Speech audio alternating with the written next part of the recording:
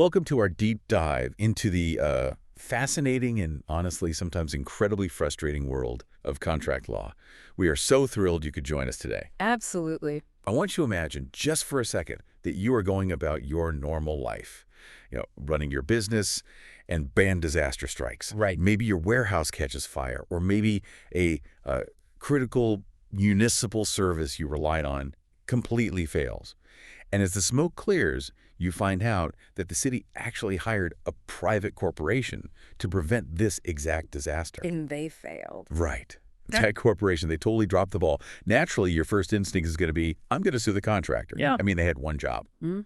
But as we are about to discover today, the law does not always see it that way. It rarely does, actually. Exactly. So our mission today is to explore the outer limits of third-party beneficiary contracts. Specifically, we are looking at what happens when an everyday citizen tries to step up and enforce a contract made between their city and a private corporation. Okay, let's unpack this. It really is a complex legal web, but we have a very clear analytical path for you today. Awesome. Understand why you can't always just sue the contractor. We're going to examine the foundational doctrines of intended versus incidental beneficiaries. And we're going to do this by exploring a truly landmark 1928 decision from the New York Court of Appeals. Okay. It's a case called H.R. Moch v. Rensselaer Water Co. It was authored by the legendary Chief Judge Benjamin Cardozo. Oh, Cardozo. Yeah. Through this specific case, we are going to dissect exactly how the court establishes boundaries, effectively limiting some earlier legal precedents you might have heard of, like Lawrence v. Fox and Seaver v. Ransom. Okay, so a lot of history here. Right. And by the end of this deep dive, you will have a comprehensive mental toolkit for understanding how courts decide who actually gets to sue when a public contract goes horribly wrong. I am so ready to get into the weeds on this because it feels like something that could impact literally anyone. Let's start with the absolute baseline concept. Put simply, under what circumstances can a member of the public like you or me actually sue a city contractor for a breach of contract? What is the standard hurdle we have to clear? The standard hurdle is actually more like a massive concrete wall. Oh boy. Yeah. The general rule derived from our sources is this. A member of the public cannot maintain an action against a city contractor unless two highly specific conditions are met. Okay, condition one. Condition one, there has to be a clear intention that the contractor is going to be answerable to individual members of the public for any ensuing loss. Intention to be answerable. Got it. And condition two, the benefit of that contract to the public must be primary and immediate, not merely incidental and secondary. Okay, so it is a two-part test. Hmm. And I'm guessing that failing either part means you, the citizen, are completely out of luck. Exactly. What's fascinating here is how the court constructs this massive, virtually impenetrable shield against liability based almost entirely on the legal definition of that one word, incidental. Really? Just that one word? Yeah. The court uses it to categorize huge, vital public safety measures as merely secondary benefits to the actual citizens. And by doing that, they severely restrict who can claim damages when things go wrong. I think to really grasp how this works in practice, we need to look at the story behind the rule. Let's do it. Let's analyze H.R. Moch v. Rensselaer Water Co. First, what are the legally dispositive facts? Right, so the facts really do paint a vivid picture of a municipal nightmare. The defendant in this case was a waterworks company. Okay. They made a contract with the city of Rensselaer to supply water for several years. Now, this contract was distinctly divided into two branches. Two branches, okay. The first branch was for public service. This included things like sewer flushing, street sprinkling, and crucially, for our story water, for the city's fire hydrants. And for this public service, the city paid the water company a rate of $42.50 a year for each hydrant, right? Yes. Which, even in 1928, is not exactly a massive fortune for a corporation. Right. Keep that number in mind. It's important. Now, the second branch of the contract was for private service. This meant water furnished directly to private takers at their homes and factories, paid for at a scheduled rate. Okay, so while this bifurcated contract was active, a building in the city caught fire. It did, and the flames spread to our plaintiff's nearby warehouse, completely destroying it and all of its contents. And the warehouse owner didn't just sit there, right? I mean, the water company knew about the fire. Exactly. The plaintiff proved that the water company was promptly notified of the fire, but the company failed to supply an adequate quantity of water with adequate pressure to extinguish it. So they just failed. They had the equipment. They had explicitly agreed in the contract with the city to supply the pressure, but they failed. And because of this failure to fulfill their contract with the city, the plaintiff's warehouse burned to the ground. So the warehouse owner is standing in the ashes of his livelihood. He knows the water company messed up. They were supposed to provide the water pressure, and they didn't. And what was the core legal issue? The issue is this. Can a private citizen maintain a cause of action for breach of contract against a water company for failing to fulfill its hydrant contract with the city? What rule of law did the court apply? Please state the full black-letter rule and break it down into its testable elements. The black-letter rule established by Cardozo requires two elements to grant a right of action to a public member not formally a party to the contract. Okay. First, an explicit intention that the promisor assumes a duty to make reparation directly to individuals. Right. Second, the benefit to the individual must be primary and immediate, not incidental and secondary. Thank you. Now for the court's elemental analysis. Let's walk through this step by step. How did the court apply the first element? Intention to be answerable. So the sub-issue here is, did the water company intend to be answerable to individual citizens for fire damage? Okay, and how did they figure that out? Well, the court looks at the contracts division.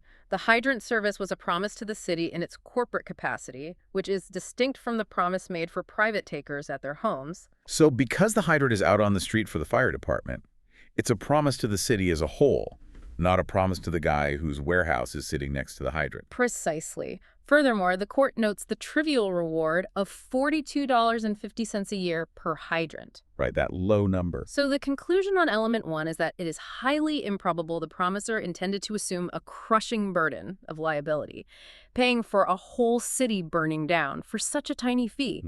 Element not met. Understood. Now, what about the second element? Primary and immediate benefit. The sub-issue here is whether water at a city hydrant is a primary and immediate benefit to a citizen or merely incidental.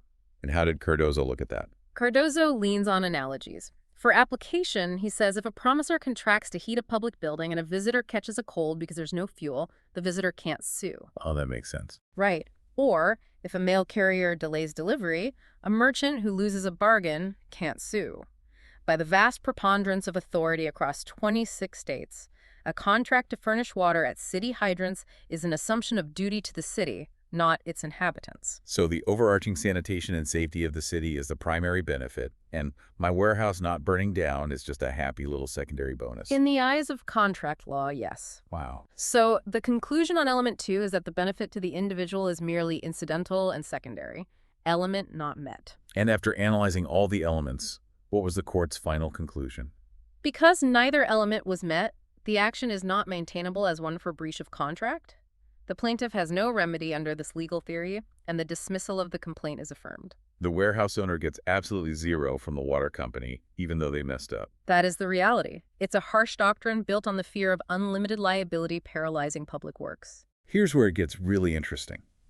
Because the logic the court uses makes sense on paper, especially when you talk about the crushing burden of a whole city burning down. The math doesn't work. Exactly, the math doesn't work. But I want to test the boundaries of this rule with a highly visceral hypothetical designed to maximize your memory recall, listener. Okay, lay it on me. The Moch contract also included sewer flushing. It did. Imagine the city contract a private company specifically to maintain and flush the municipal sewers. The company completely neglects its duties. As a result, massive, putrid geysers of raw sewage erupt across Main Street. No, that is awful. Right. A citizen simply trying to cross the street slips in the biohazard, accidentally swallowing contaminated water, and contracts a grotesque, life-threatening bacterial infection. Can they sue the sewer company for breach of contract? Despite the visceral horror of the injury, the answer is no. Wait, really? Even if it's completely their fault the street is covered in sewage?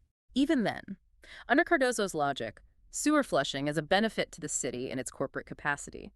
The health and safety benefit to the individual pedestrian is legally categorized as incidental. That is wild. The pedestrian's health is incidental to the city's sanitation. Yes. Allowing a suit would invite a disproportionate, crushing burden on the contractor.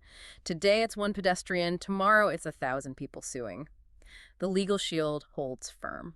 So what does this all mean? Are citizens just entirely out of luck? Are we ever protected by municipal contracts? Citizens are not entirely out of luck. The unifying principle of the exceptions mentioned in the source material is cases where there is an intention to compensate the individual. Okay, so when it's explicitly intended. Right. This falls under the third group of Seaver v. Ransom. Can you give us a concrete example of what one of those exceptions looks like? Absolutely. Example 1 is Pond v. New Rochelle Water Co.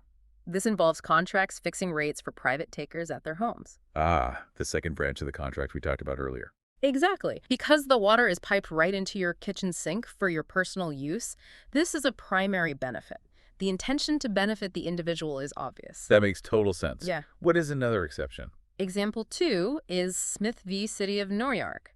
These are cases where contractors on public works explicitly covenant to assume the city's liabilities. What does that mean in plain English? Think about a contractor using dynamite to build a subway line under a crowded street.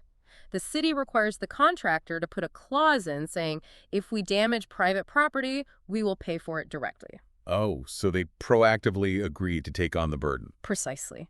They create a safety net intended from day one to be enforced by the citizens. This has been incredibly illuminating. It really flips the script on what you assume your rights are. If we connect this to the bigger picture, it is incredibly important to synthesize all of these rules into a cohesive mental toolkit. Yes, please. For you listening, here is a step-by-step diagnostic checklist you can use as an exam-taking tool. Step 1. Identify the parties. Is the contract between a municipality and a private contractor? Okay. Step 2. Identify the plaintiff. Is the person suing a non-party member of the public claiming a benefit? Okay, step 3. Step 3. Analyze contractual intent, the breach branch. Which branch of the contract was breached? Was it a promise to the city in its corporate capacity, like hydrants, or a promise explicitly for private takers, like home utility rates? Right, the difference between the street and the kitchen sink. Exactly. Step 4. Analyze the nature of the benefit. Apply the primary and immediate versus incidental and secondary test. Use the cold and the public building analogy as a benchmark for incidental. Got it. And the final step. Step 5. The policy check or proportionality. Compare the contract price, the trivial reward, to the potential liability, the crushing burden. If liability would bankrupt the contractor for a minor service fee, the court will likely find the plaintiff is only an incidental beneficiary. That mental toolkit is a phenomenal way to cut through the noise of these really complex cases. I want to sincerely thank you for joining us today for this rigorous analysis. It's a pleasure. We love breaking down these intricate legal puzzles with you, the listener, and finding the underlying logic that shapes our society. We really do. Before we go, I want to leave you with a final provocative thought to mull over on your own. We've spent this entire deep dive looking at a legal doctrine established back in 1928, designed to protect private contractors from crushing burdens. But think about the world we live in today. It's very different. It is. In an era where extreme weather and climate change are vastly increasing the frequency of citywide disasters, will this 1928 doctrine continue to survive? Or will modern public policy eventually demand we redefine what constitutes an incidental benefit to human life? That is the big question. When entire communities are on the line, is protecting the contractor still the most important thing? It's something the courts are inevitably going to have to answer. Thanks for joining us on this deep dive. We'll see you next time.